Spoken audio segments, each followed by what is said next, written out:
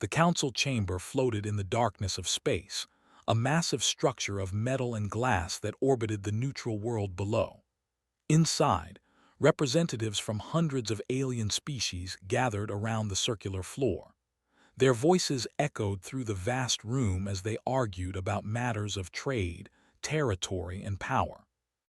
Ambassador Min stood quietly in the human section. He was a tall man with graying hair and calm eyes. He had been Earth's voice in this council for 3 years now. Most of the aliens still treated him like a child who had wandered into an adult conversation. They smiled at him with their various mouths and appendages, but their eyes showed no respect. High Chancellor rose from his elevated platform. He was in being, his body covered in chitinous plates that gleamed under the chamber lights. His multiple eyes swept across the room as he called for order. The chamber fell silent. "Today we discuss the matter of resource allocation in the Outer Rim," announced. His voice came through translators that made it sound harsh and mechanical. Warlord stepped forward from the section. He was a massive reptilian creature, nearly 3 meters tall, with scales that looked like armor plating. His species had conquered 17 worlds before joining the council. They were known for their military strength and their pride. "The humans occupy 12 colonies in the resource-rich zones," said. His voice was deep and rough. "Yet they cannot defend them properly. Their ships are small. Their soldiers are weak. They have no natural weapons, no armor, no extended to gain proper combat experience." Min felt the other aliens turning to look at him. Some seemed curious. Others appeared amused. He remained still, his face showing nothing. "I propose," continued, "that these colonies be redistributed to species more capable of holding them. The Empire would be willing to assume control of these territories, for the good of the Council, of course." Laughter rippled through the chamber. Not cruel laughter, but the kind that adults might share when a child claims they can lift a heavy weight. The aliens did not hate humans. They simply did not take them seriously. Min raised his hand, gestured for him to speak. "The human colonies are lawfully ours," Min said quietly. "We have harmed no one. We have broken no laws. We ask only to be left in peace." "Peace?" His laugh was like rocks grinding together. "You speak of peace because you cannot speak of strength. Your people are soft. You live barely 100 years. You have no claws, no venom, no thick skin. You are prey animals who learn to use tools, nothing more." An old woman stepped forward from beside Min. Elder moved slowly, leaning on a carved wooden cane. Her hair was white as snow, and her face carried the lines of many decades. She had been a historian on Earth before joining the diplomatic corps. "Warlord," she said softly, "may I tell you something about humans?" Waved a clawed hand dismissively. "Speak, old one, amuse us before we vote." Smiled, but it was a sad smile. "Humans are indeed prey animals, as you say. On our world, we were hunted by creatures with claws and fangs, big cats with teeth like knives, bears that could crush our skulls with one paw, wolves that hunted in packs." "Then how did you survive?" asked a delegate from the aquatic species. "We learned to hunt them back," said. "Not with claws or fangs, we had none. We learned to hunt with patience. We would wound an animal and then follow it, for hours, for days. We would track it while it ran. We would find it while it rested. We would chase it until its body gave out from exhaustion. We call it persistence hunting." The chamber was quiet now. Some of the aliens leaned forward, interested despite themselves. "The prey would be faster," continued, "stronger, better armed by nature, but we would not stop. When it ran, we followed. When it hid, we searched. When it fought, we retreated and returned. We did not need to be faster or stronger. We only needed to never stop coming." She turned to face directly. Her old eyes were hard as stone. "We hunted creatures that could kill us with one strike. We hunted them until they died of exhaustion. We hunted them until they had no strength left to run. And we did this not with weapons of great power, but with simple spears and determination. We did this for hundreds of thousands of years. It is written into every cell of our bodies. It is carved into our minds. Snorted ancient history. You are civilized now, soft. Are we? Min stepped forward. His voice was still quiet, but it carried through the chamber. Warlord, I ask you to reconsider any hostile action toward human territories. We do not want conflict, but if you attack us, we will respond. Not with the fury of a moment, but with the patience of, we will not stop. We will not forget. We will hunt those responsible until justice is served. Threats, eyes blazed with anger.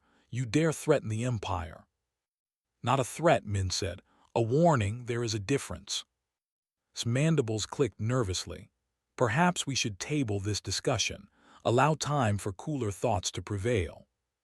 But was beyond listening. The human's words had insulted his pride in front of the entire council. He drew himself up to his full, impressive height. The Empire fears no one, he declared. Least of all a species of hairless apes who think old stories make them dangerous. I will show the council what happens when prey animals forget their place. He turned and strode from the chamber.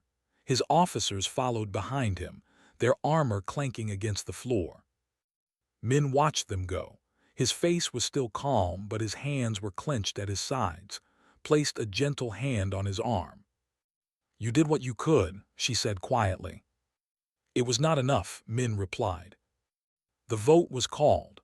The council, swayed by confidence and humanity's apparent weakness, voted to allow the Empire to negotiate control of the human colonies. It was politics. It was careful language, but everyone knew what it meant. Min sent an urgent message to Earth and all human colonies. Prepare for hostile action. The Empire has been given permission to move against us. As he sent the message, he thought about his daughter. She lived on Nu, one of the outer colonies. She was a teacher there, working with children of various species.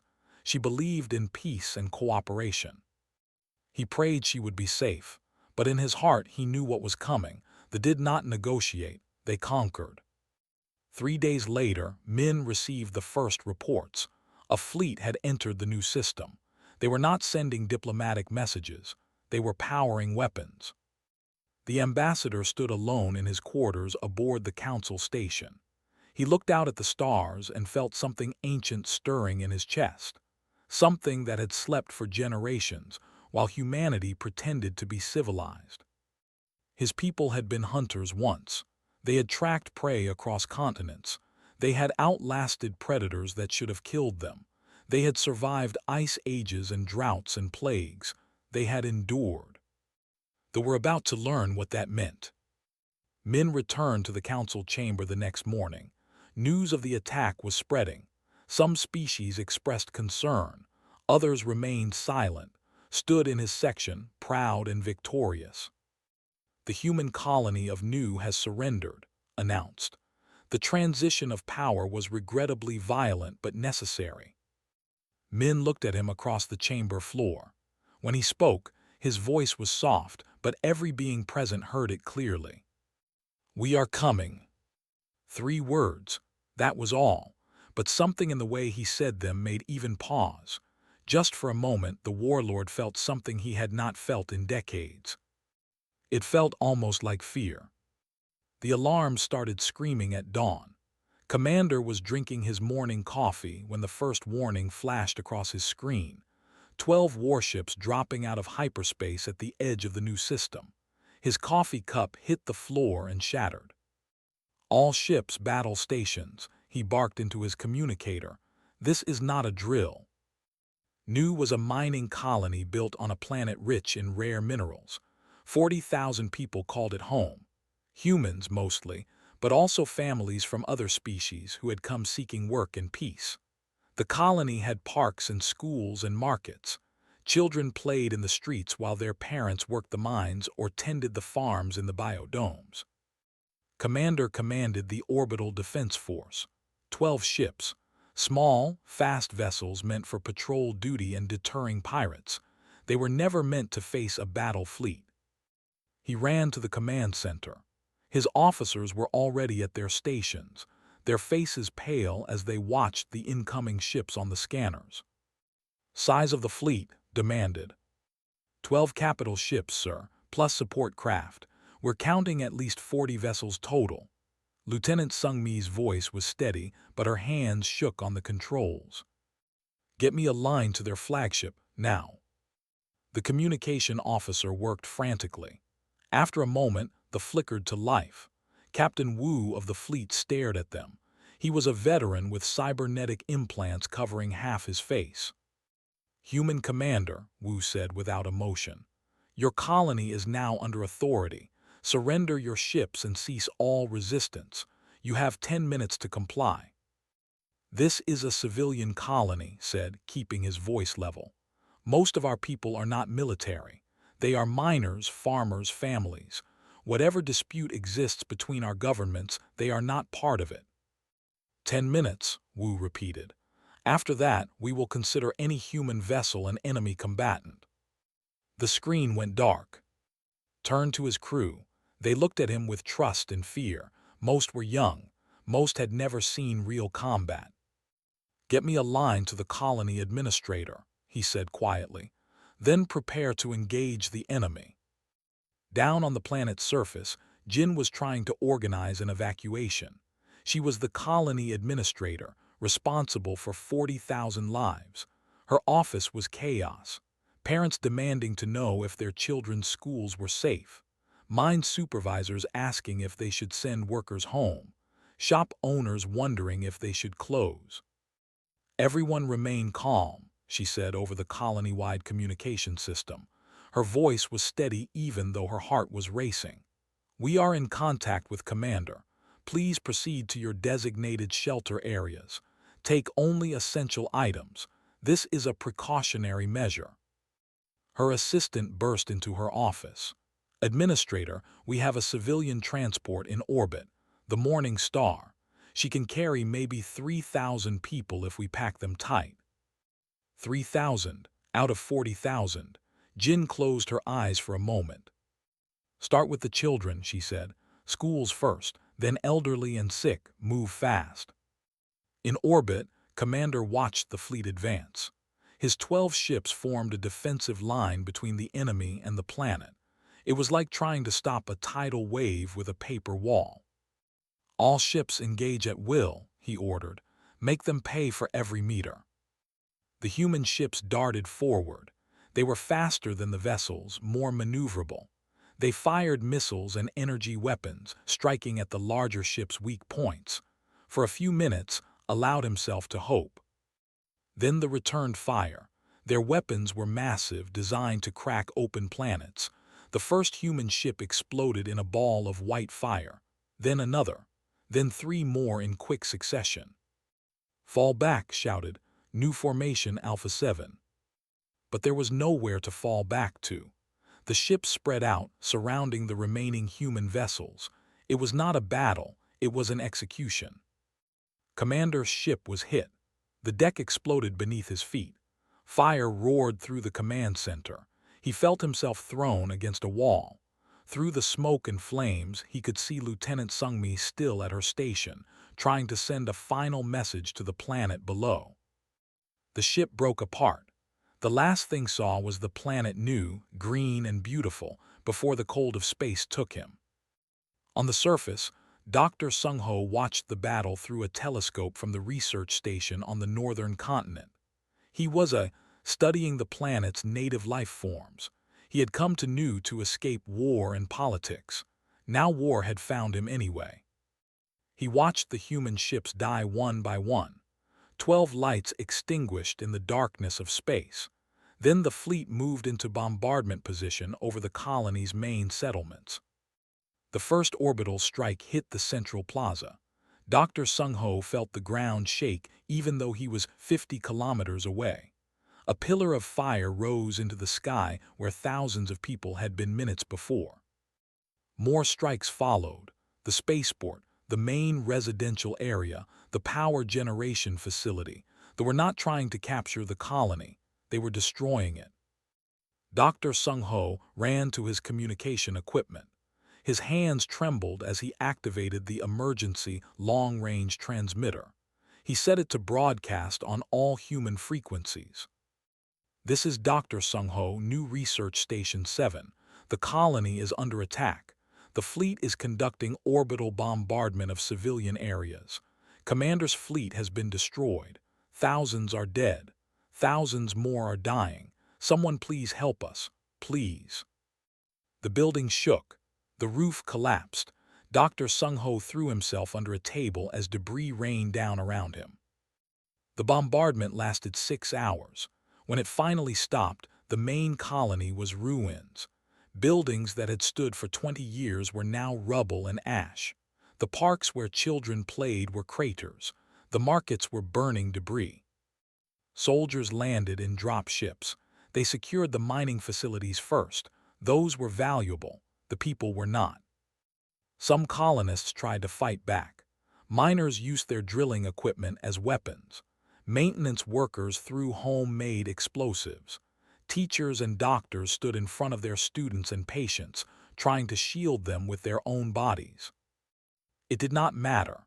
The soldiers had training and weapons designed for war.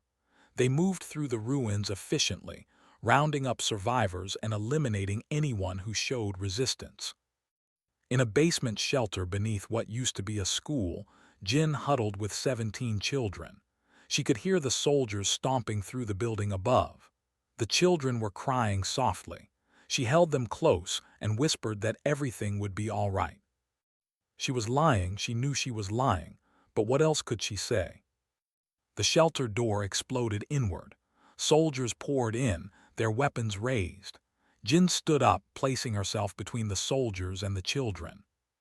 "They are children," she said in the language, which she had learned years ago for diplomatic purposes. "They are not combatants, please." The soldier in charge looked at her for a long moment. Then he gestured for his troops to lower their weapons. "You will come with us," he said.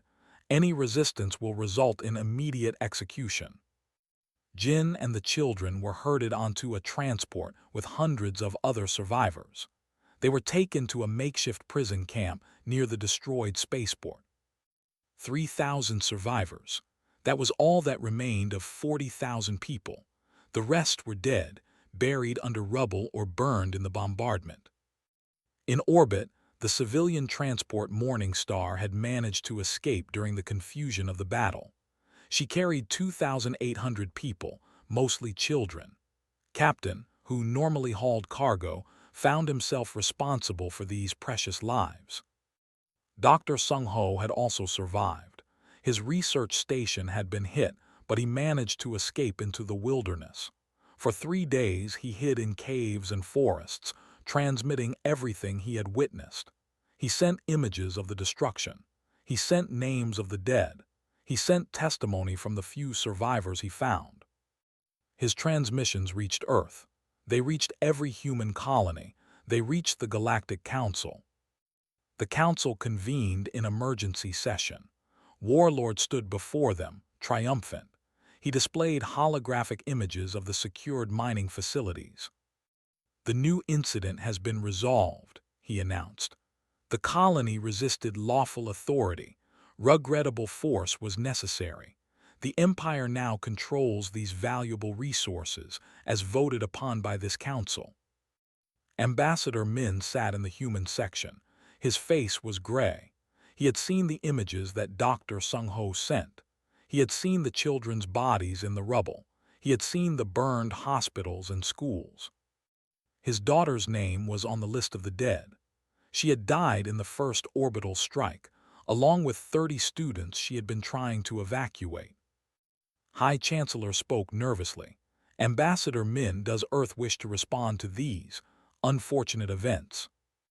Min stood slowly. He looked across the chamber floor. When he spoke, his voice was quiet but clear. "War is declared between humanity and the Empire. We will accept no mediation. We will accept no apology. We will accept no payment. We will hunt every individual responsible for this massacre. We will not stop until justice is served." Laughed, "You and what army, human? We destroyed your ships in hours. We took your colony in a day. What will you do? Send angry messages. Min's eyes were like ice. You will see. He left the chamber. Behind him, the aliens murmured nervously. Some thought the human was bluffing. Others remembered Elder's warning about persistence hunting. Dismiss them all, he had won. The humans were broken. What could they possibly do? In the prison camp on Nu, Jin held the children close as night fell. She whispered to them about Earth, about their families, about hope. Above them, the fleet remained in orbit, confident and secure. They did not know that the hunt had already begun. Fleet Admiral stood on the bridge of the warship Enduring Will and watched Earth disappear behind them. 50 ships followed in formation. It was not an impressive fleet by galactic standards. The Empire had hundreds of warships. Other species had thousands. But these 50 ships carried something the galaxy had not seen in a long time. They carried humans who remembered what they were.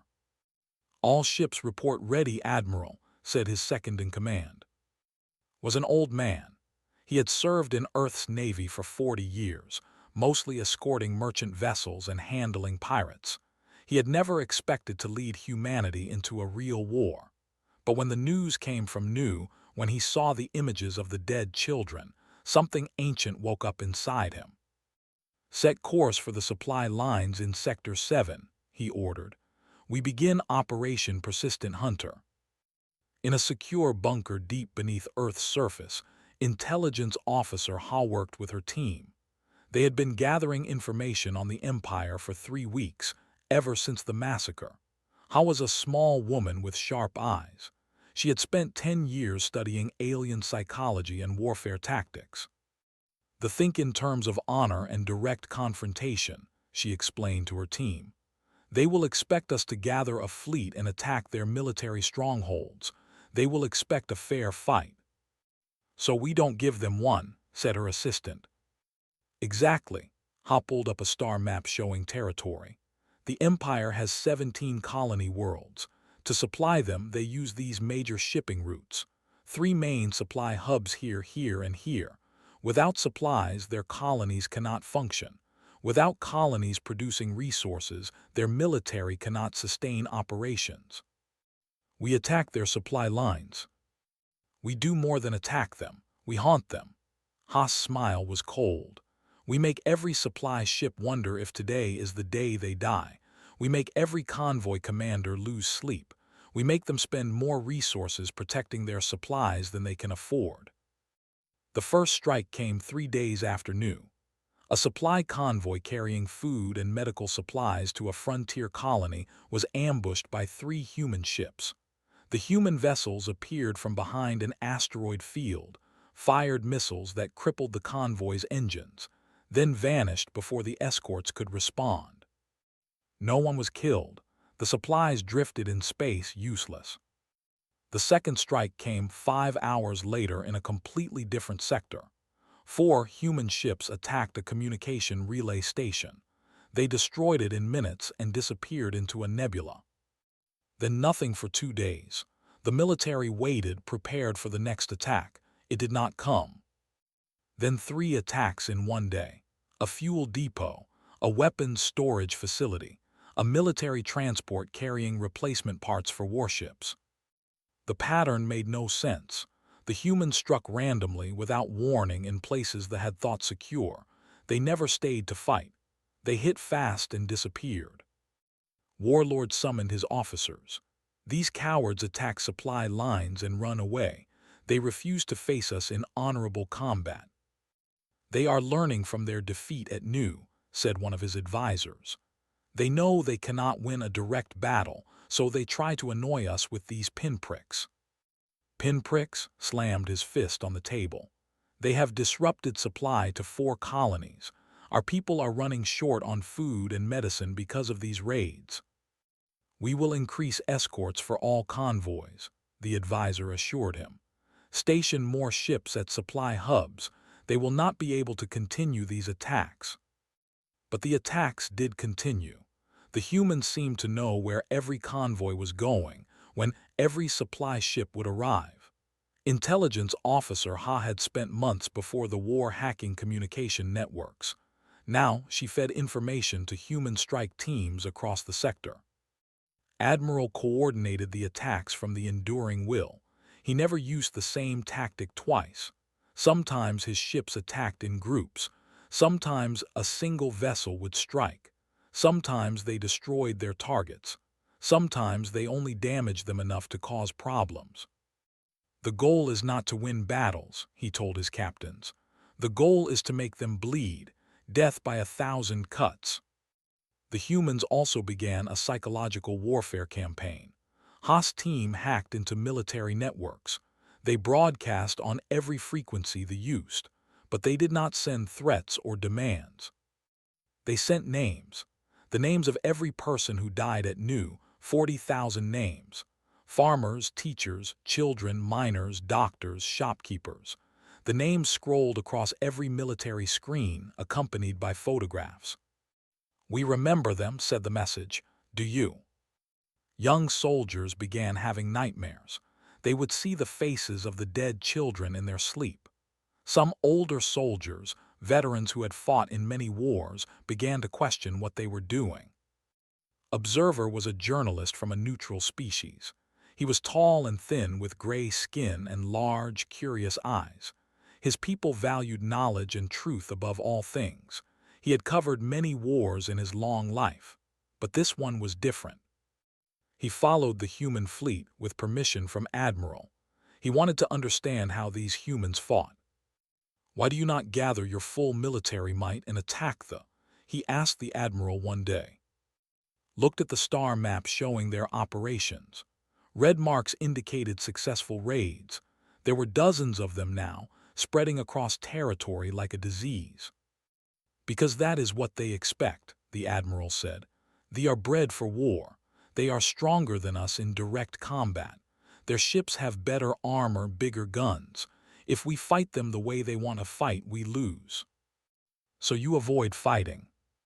"No, we fight constantly, but we fight on our terms, not theirs," pointed to the map. Every soldier now looks over his shoulder. Every supply ship captain wonders if today he will be attacked. Every colony administrator worries if supplies will arrive.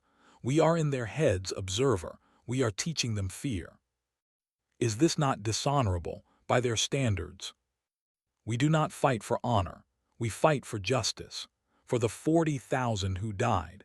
For the 3,000 who survived and sit in prison camps. We fight so that no other species will suffer what Nu suffered. Observer published his reports across the neutral networks. Other species began to pay attention. Some criticized the humans for refusing to fight fairly. Others nodded in understanding. The ambassador from an aquatic species spoke in the Galactic Council. "Perhaps we were wrong to dismiss the humans. They fight with intelligence rather than brute force. This is not cowardice. This is strategy." But the council remained officially neutral. They had voted to allow the action against Nu. They could not easily reverse that decision without losing face. 6 weeks after Nu, the humans escalated. A strike team led by Captain Bora infiltrated a military station in the outer territories.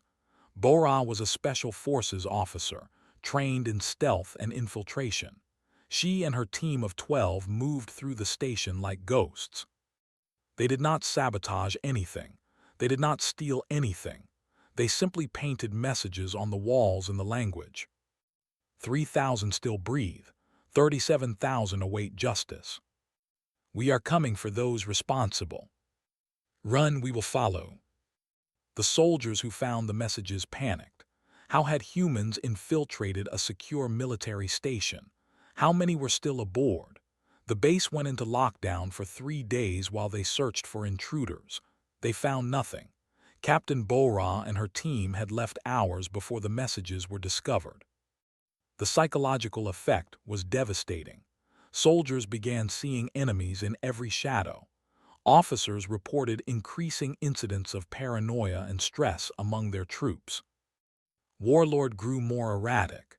He ordered a major offensive against a human colony world, hoping to draw out the human fleet for a decisive battle. But Admiral refused to take the bait. Instead, while the fleet moved toward the human colony, human strike teams hit 6 supply depots deep in territory. The fleet had to turn back. Their ships were running low on fuel. The offensive was canceled. "They fight without honor," raged to his officers. "They refuse to face us." "Perhaps," said his most trusted advisor quietly, "that is the point. They do not care about honor. They care about winning." The empire began to show cracks. Colonies were running short on supplies. Some were rationing food and medicine. The military was stretched thin, trying to protect every convoy, every supply line, every facility. The cost was enormous. The human economy, meanwhile, shifted to full war production. Every factory, every shipyard worked around the clock. New ships joined Admiral's fleet every week. Not massive warships, but fast, efficient raiders perfect for hit-and-run attacks. Intelligence officer Ha continued to feed them targets. She knew more about operations now than some officers. Her team had infiltrated their communication networks so thoroughly that they received orders at the same time the commanders did. 3 months after New, Observer interviewed a captured supply ship captain. The captain was young and exhausted.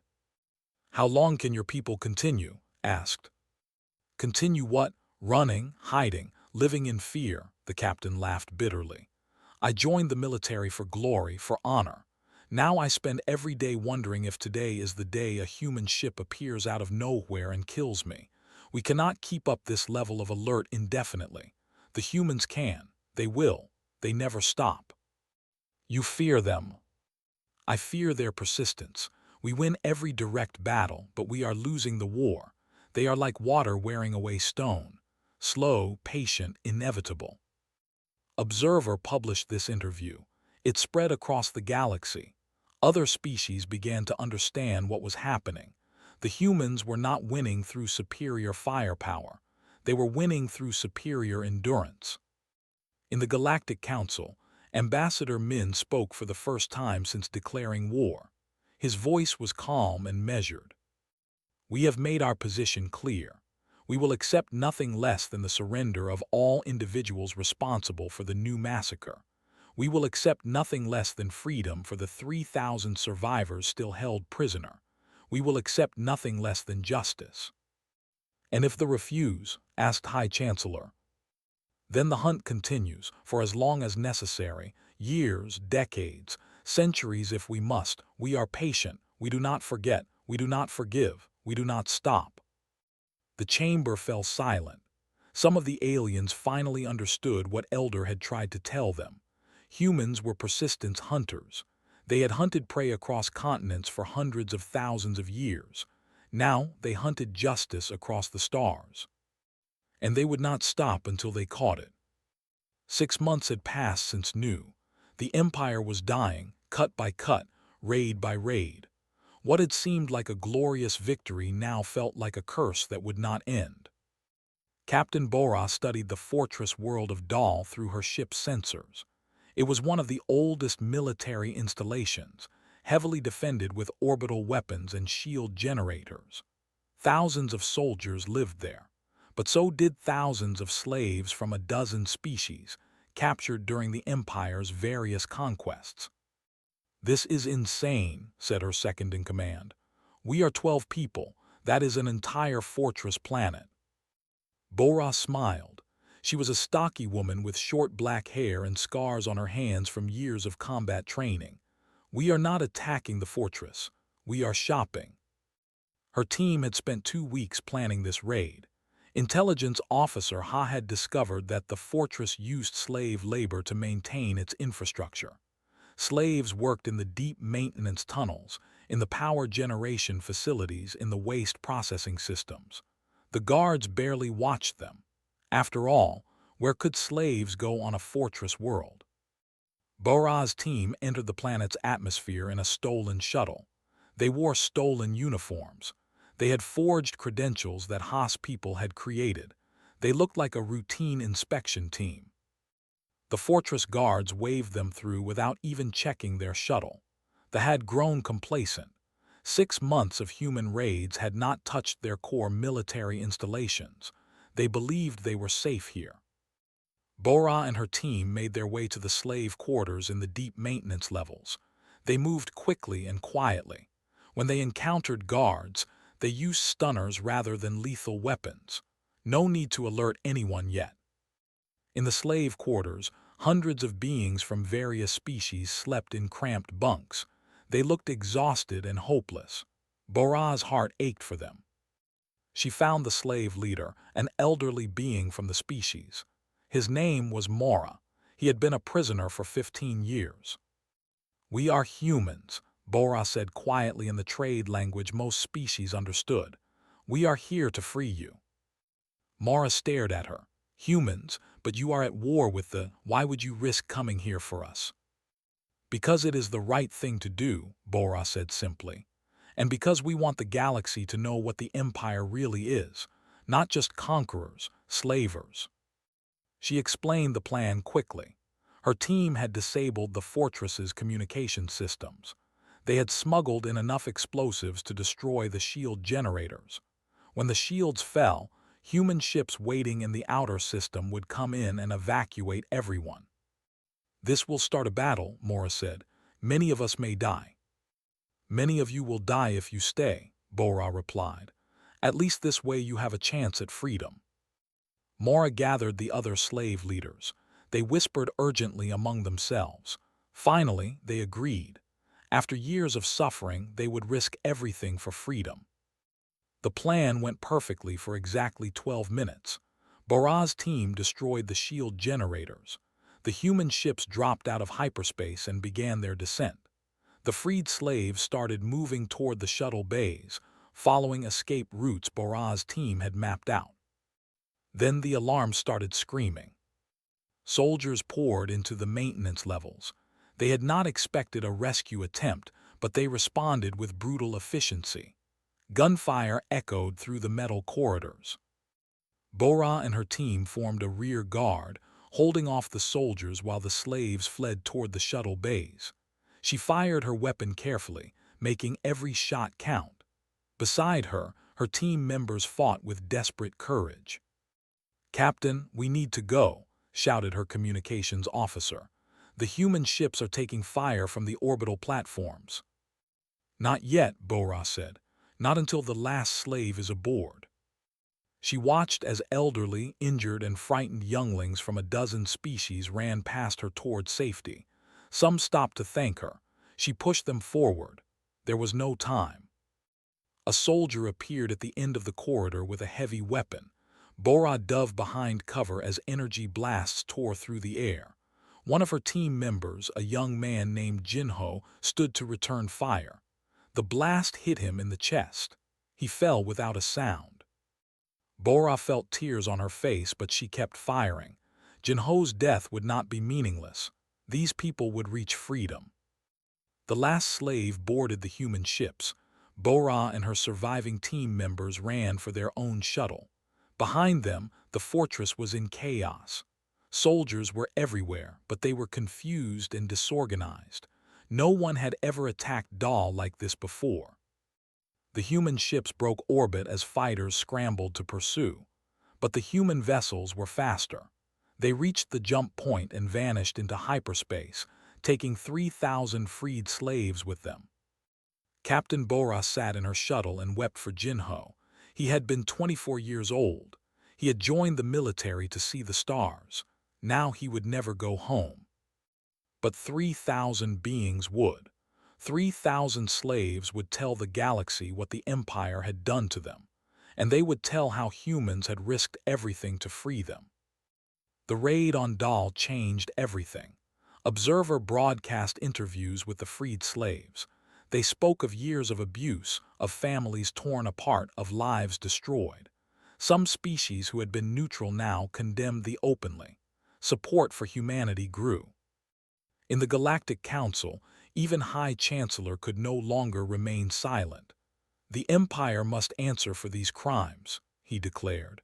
"Slavery is forbidden under galactic law." Warlord stood alone in his section. His allies were abandoning him. His empire was crumbling. Supplies were running critically short across all territories. His military was exhausted from months of constant alert. And now the galaxy knew about the slaves. "We will fight until victory," he declared, but his voice sounded hollow even to his own ears. Admiral received new orders from Earth. It was time to end this. The human fleet, now grown to 200 ships, moved toward the military gathered for one final defense. Every ship that could fly, every soldier that could fight, assembled at there. This would be the decisive battle they had wanted from the beginning. But when the human fleet arrived, they did not attack. Instead, Lieutenant Min, commanding the lead squadron, broadcast a message on all frequencies.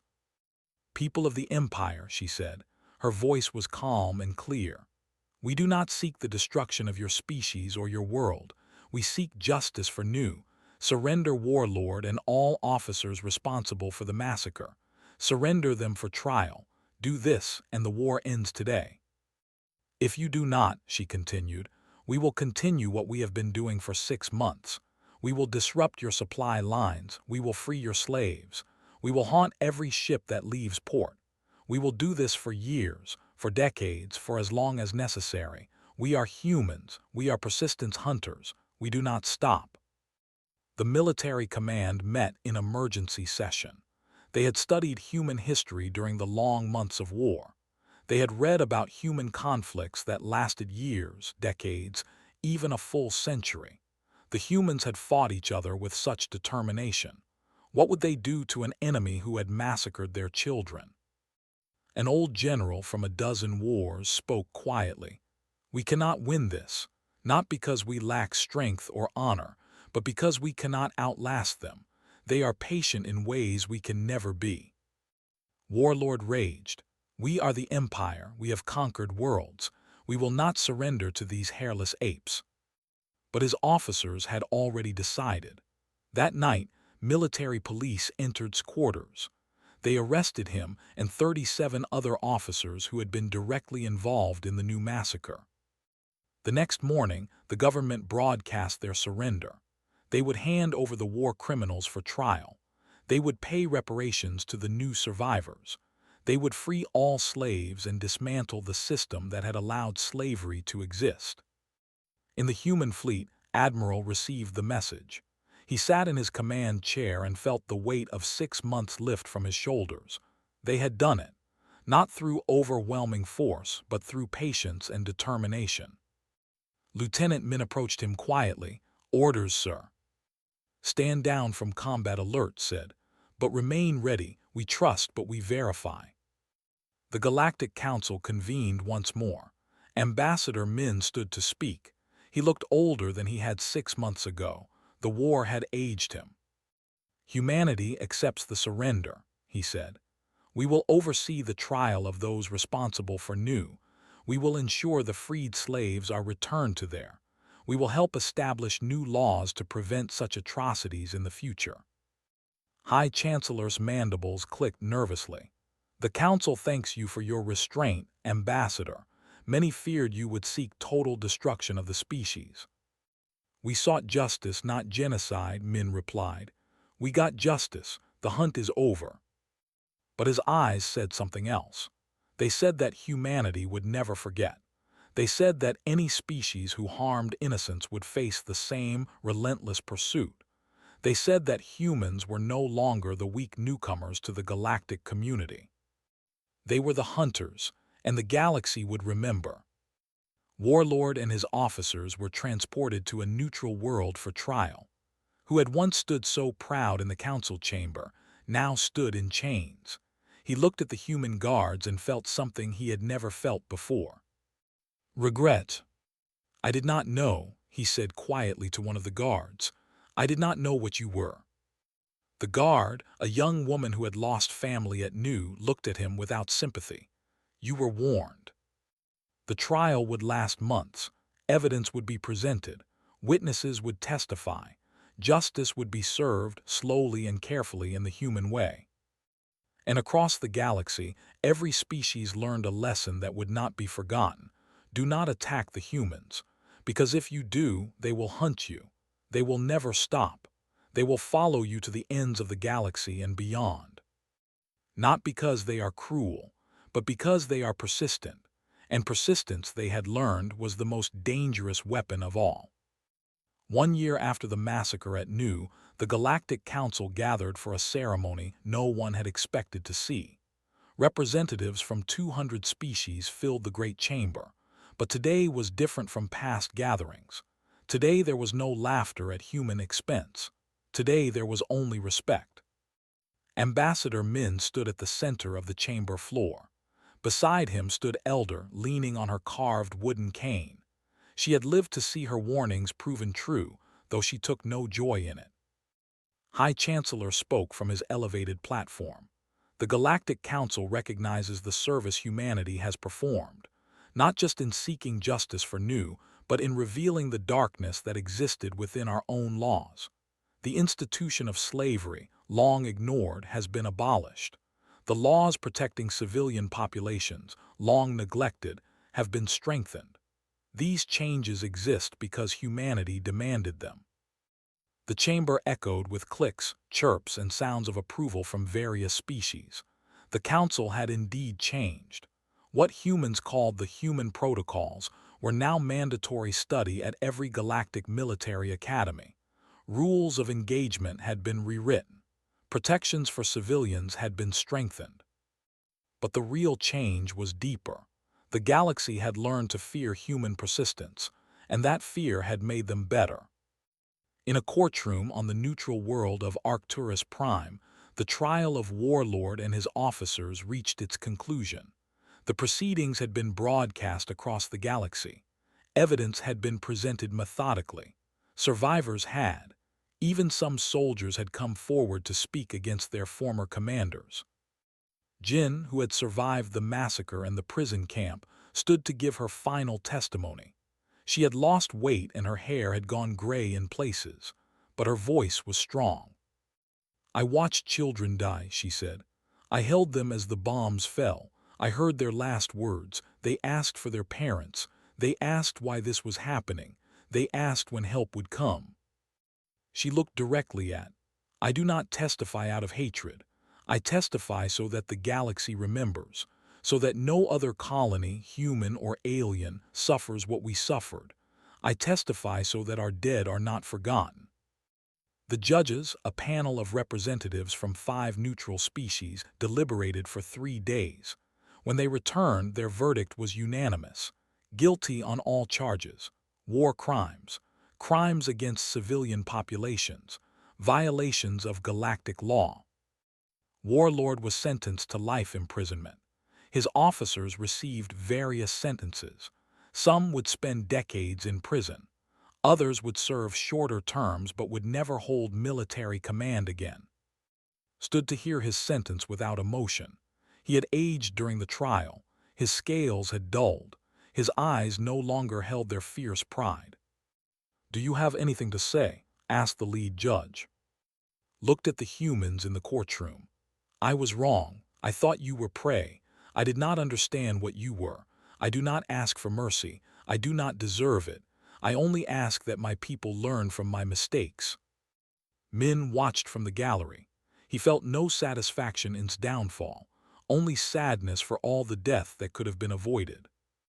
On the former site of the new colony, a memorial was built. The planet had been abandoned after the massacre. It was too painful for the survivors to return, but humanity had not forgotten it. The memorial was simple but powerful. A great wall of black stone carved with 40,000 names. Every person who died at Nu, farmers and teachers, miners and doctors, children and elderly. Each name was carved carefully with dates of birth and death. In front of the wall stood a statue, not a warrior or a weapon, just a human hand extended open, palm up. The gesture could be read 2 ways: a hand ready to strike or a hand ready to help. The inscription at the base read simple words in every galactic language. "We hunted justice, we found it, now we offer peace." Young recruit Jun stood honor guard at the memorial. He wore the uniform of the human navy with pride. He had been 15 when new happened. His aunt and 2 cousins had died in the massacre. He had joined the military the day he turned 18, determined to serve. Now, at 19, he stood watch over the names of the dead. Visitors from across the galaxy came to see the memorial. They walked along the wall quietly, reading names, learning what had happened here. A group of young students visited one day. They were from the new government, studying the history of their empire's mistakes. They stood before the wall with shame in their eyes. Jun watched them carefully. His hand rested near his weapon, not threatening but ready. One of the students approached him. She was young, maybe his age. Her scales were a light gray color that indicated youth. "Human soldier," she said quietly, "may I ask a question?" Jun nodded. "Do you hate us all?" Jun looked at her for a long moment. He thought about his aunt who had taught him to read. He thought about his cousins who had loved to play in the rain. He thought about the anger he had carried for so long. "I did," he said honestly. "For a long time I hated all. I wanted revenge. But my aunt taught me something before she died. She taught me that hate is a fire that burns the one who carries it." He gestured to the memorial wall. These people died because someone decided that their lives did not matter, that their species was weak, that taking what they wanted was more important than justice. If I hate all for what some did, then I am making the same mistake. The young student's eyes filled with tears. "I am sorry for what my people did, for the pain we caused." "I know," Jun said, "and I accept your apology, but do not apologize to me, apologize to them." He pointed at the names on the wall. "Promise them that your generation will be different, that you will build something better." The students spent hours at the memorial. They read every name. When they left, they carried the memory with them. This was what the galaxy needed to see, not revenge but remembrance, not hatred but justice. In the Galactic Council chamber, Ambassador Min prepared to make his final address. He had served as Earth's representative for 4 years. Now it was time to go home. He was tired. The war had taken something from him that he would never get back. "The human delegation wishes to make a statement," said High Chancellor. Min stood. The chamber fell silent immediately. Even after a year of peace, humans commanded respect now. Not because of fear alone, but because of what they had proven themselves capable of.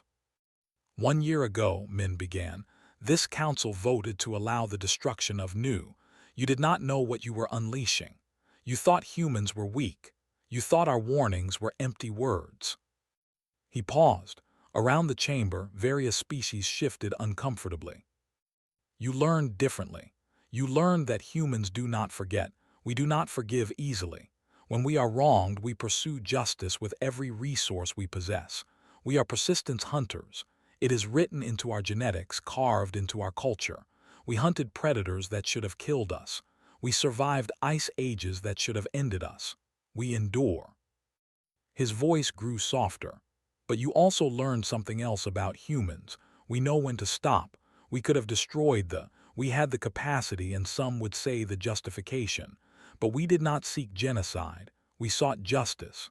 And when justice was served, we stopped." He looked around the chamber, meeting the eyes of various ambassadors.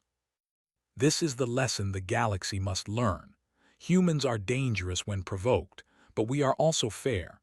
We follow rules. We believe in laws and justice. Push us and we push back with relentless force. But respect us, deal with us fairly, and you will find no better allies. The human protocols you have adopted are good.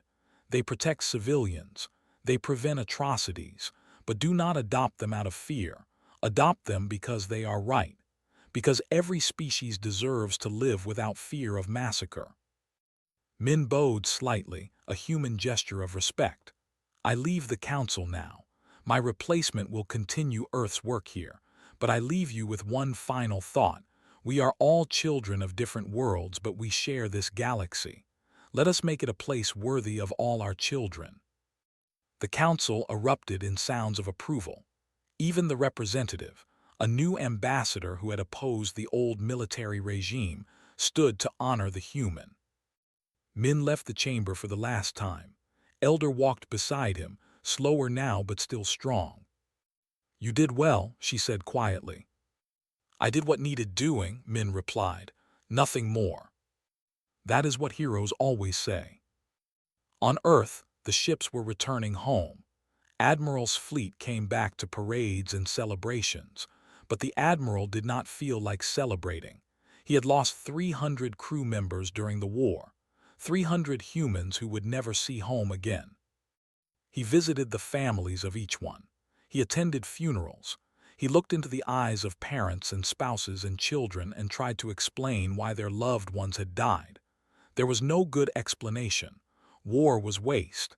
Even a just war cost more than anyone wanted to pay. But he also saw the freed slaves who had been rescued. 3,000 beings who now lived in freedom because humans had fought. He saw the civilians who sent messages of thanks, grateful that humanity had not destroyed their world in revenge. He saw the galaxy changing, becoming more just. Perhaps that was enough. Perhaps that was what the 300 had died for, not just revenge but a better galaxy. In a small apartment on Earth, Dr. Sung-ho worked on a book. He had survived new by hiding in the wilderness and broadcasting the truth. Now he wrote the complete history of what had happened, every detail, every name, every act of courage and sacrifice. The book would be called We Remember. It would be translated into every galactic language. It would be required reading in schools across human space. Future generations would know what happened. They would know the cost of peace. Jin also wrote. She had established a foundation to help survivors of war rebuild their lives. Many of the 3,000 new survivors worked with her. They counseled refugees. They helped freed slaves adapt to freedom. They turned their pain into purpose. When asked if she had forgiven Jin said, "Forgiveness is a process, not an event. I work toward it every day, but I will never forget. We must never forget or it will happen again." In the Empire, massive changes were. The old military government had collapsed. A new civilian government was rebuilding their society. They freed the remaining slaves. They reformed their military. They taught their children about the mistakes of the past. It was hard. Many resented the changes. They felt humiliated by their defeat. But the younger generation, like the students who visited New, wanted something different. They wanted to build rather than conquer. Humans helped, not with weapons or threats, but with knowledge and resources. Human engineers helped rebuild infrastructure. Human doctors trained medical personnel. Human teachers worked in schools, teaching cooperation instead of conquest. Some humans questioned this. Why help those who had hurt them? But Min explained it simply. We hunted those responsible. They faced justice. Now we build peace. If we do not help the people rebuild, they may turn to military leaders again. We break that cycle by showing them a better way. 10 years later, the galaxy was different. The human protocols were no longer new laws but established practice. Civilian protections were taken seriously. Slavery was not just illegal but actively prosecuted. The Galactic Council had teeth now. And humans were no longer dismissed as weak. They were respected, sometimes feared, always taken seriously. Jun, now a captain in the human navy, trained young officers at the military academy. He taught them tactics and strategy, but he also taught them something more important. Remember, he told them, we are persistence hunters. This is our strength, but it is also a responsibility. We must know when to hunt and when to stop. We must understand the difference between justice and vengeance. We must be relentless in defense of the innocent, but merciful when the threat is ended. New happened because the galaxy did not understand us. Our job is to make sure they never forget, but also to make sure we never become what we fought against. We hunt only those who harm the innocent. We stop when justice is served. We build when the fighting ends. The young officers listened carefully. They had grown up hearing stories of new and the war that followed. They knew what their species was capable of. They carried that knowledge with both pride and caution. The memorial at New stood eternal. The 40,000 names remained carved in stone. The hand remained extended, offering both warning and welcome.